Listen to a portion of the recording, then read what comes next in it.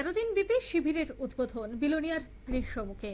জানা গেছে এদিনের এই শিবির মূলত সূর্য মিত্র প্রশিক্ষণ শিবির ছিল।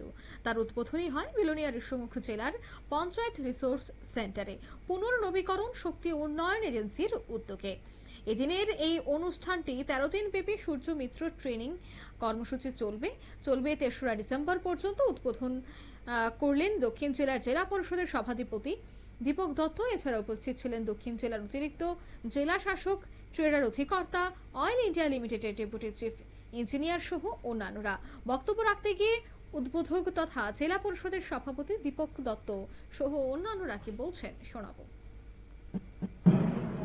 আপনারা এটা ভাববেন না যে আসলে বলবো কিনা কি হবে কত টাকা পাবো, এটা না ভেবে আমার আহ্বান থাকবে আপনারা এই যে ট্রেনিং এ অংশগ্রহণ করে আপনারা প্র্যাকটিক্যালি এগুলো শিখে থাকুন। আমরা আগামী 2 বছরের মধ্যে আমরা দেখব 1 বছর বা 1.5 বছরের মধ্যে আমরা প্রত্যেকটি পঞ্চায়েত, প্রত্যেকটি শহর এলাকা, প্রত্যেকটি বাজার এলাকা ইতিমধ্যে আমরা সিদ্ধান্ত নিয়েছি আমাদের যতগুলি বাজার রয়েছে সাউথ ত্রিপুরা জেলা পরিষদ জেলা অধীনে প্রত্যেকটা বাজারে আমরা সৌরশক্তির লাইনগুলি আমরা ব্যবস্থা করছি, প্রত্যেকটি হসপিটাল বন্ধ করছি, প্রত্যেকটি বিদ্যালয় করার ব্যবস্থা করছি। সুতরাং এগুলোই মেরামতের জন্য আপনাদের প্রয়োজন হবে। সুতরাং আপনারা এই যে 15-16 দিনের ট্রেনিং খুব মনোযোগ সহকারে করবেন এবং যাতে আপনারা এই কাজটা আপনাদেরকে দিয়ে আমরা করাতে পারি। এখানে হয়তো আমি দেখি এখানে 4টা প্রোডাক্ট ট্রেনিং হবে, তাদের অন্য জায়গাতে ট্রেনিং হবে।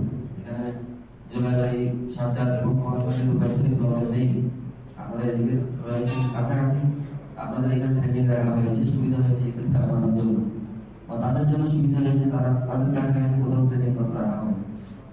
তো এটা শুধু এটা না, আমরা আপনারা শুনলেন তাদের এই বক্তব্য। বিলোনিয়া ঋষ্যমুখের জেলা পঞ্চায়েত রিসোর্স সেন্টারে এদিনের এই কর্মশালার আয়োজন করা হয়েছে। দক্ষতা বিকাশের উপর জোর দিতেই এই কর্মশালা।